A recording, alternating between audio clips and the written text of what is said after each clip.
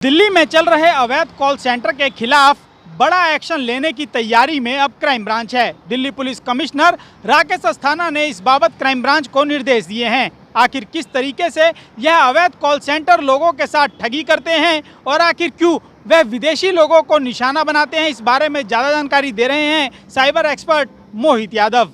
इस तरह के लोगों को साइबर क्रिमिनल्स बोला जाता है और इनका जो मोड ऑफ ऑपरेंडी कुछ इस तरह से होता है। ये बहुत सारे ईमेल शूट करते हैं बाहर के फॉरेनर लोगों को कि उनके सिस्टम के अंदर वायरसेस आ गए हैं और वो उनका सिस्टम जैम हो गया है या बंद हो जाएगा, या उनका जो विंडोज़ का लाइसेंस होता है या किसी सॉफ्टवेयर का लाइसेंस एक्सपायर हो गया है और जिससे कि वो 7 दिनों में या 2 दिनों में वो बंद हो जाएगा। अब बहुत सारे जो बाहर के फॉरेनर्स होते हैं उस ईमेल पर रिप्लाई कर देते हैं या उसमें जो कॉन्टैक्ट नंबर होता है उन पर वो कॉल कर देते हैं। अब जैसे ही कॉल या कोई भी रिप्लाई आता है तो ये जो क्रिमिनल्स होते हैं वो उनको फ़ोन से कनेक्ट करते हैं आईवीआर डायलर के थ्रू। आईवीआर मतलब जो हमारा ऑनलाइन कॉल्स करने का जो सॉफ्टवेयर होता है, ऑनलाइन जो डायलर होता है, उस डायलर के थ्रू कनेक्ट करते हैं। और वहाँ पे जब उनके पास कॉल जाता है तो वो बोलते हैं कि हम माइक्रोसॉफ्ट की तरफ से बात कर रहे हैं और आपके सिस्टम के अंदर पायरेटेड माइक्रोसॉफ्ट चल रहा है। आपको पेनल्टी के लिए $1000 का या $2000 का एक वो दिया गया है, आपको पेनल्टी दिया गया है कि आपको वो पे करना है। या फिर ये आपको बोला जाता है कि आपके सिस्टम में वायरस है, रैंसमवेयर आ गया है और उसका डेटा अगर आपको वापस चाहिए तो आपको इतना पे करके आप वो उसका डेटा वापस ले सकते हो, मतलब अपने वायरस को अपने सिस्टम से हटा सकते हो। तो फ्रॉड बेसिकली होता ये है कि उनके सिस्टम में कोई भी वायरस नहीं होता, कोई भी ऐसा रिस्ट्रिक्शन नहीं होता कि उनका एंटीवायरस या उनका विंडोज़ एक्सपायर्ड है या फिर उनका विंडोज़ पायरेटेड है, मतलब चोरी किया गया विंडोज़ है या फिर कोई फेक विंडोज़ है। वो उनको सिर्फ डराते हैं और डराने के बाद वो उनसे पैसे ले लेते हैं। अब पैसे जब लेते हैं वो लेते हैं in the form of gift card.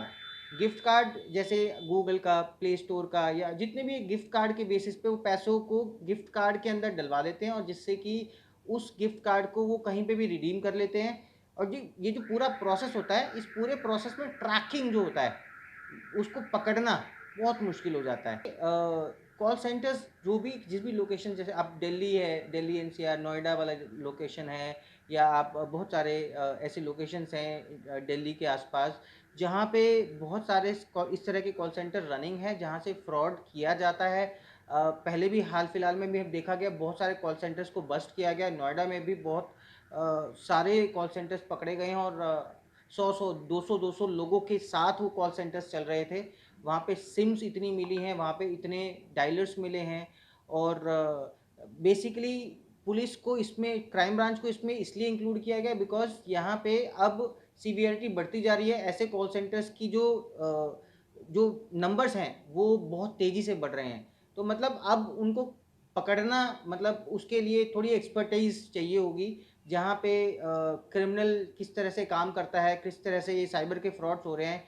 तो हमारा जो दिल्ली पुलिस वो इतना ज़्यादा अभी सक्षम बोल सकते हैं कि वो इम्प्रूव हो रहा है, वो उसके अंदर बहुत सारी चीज़ें और जुड़ रही हैं और ट्रेनिंग्स मिल रही हैं। तो साइबर क्राइम को इसीलिए असिस्ट करने के लिए बोला गया है कि वो डिवीज़न आके ये फाइंड आउट किया जाए कि कितने कॉल सेंटर्स किस किस लोकेशंस पे अभी चल रहे हैं और वो किस मोड ऑफ ऑपरेंडी से काम कर रहे हैं। कोई लोन के नाम से काम करता है, कोई अलग अलग फ्रॉड्स करने की कोशिश करता है।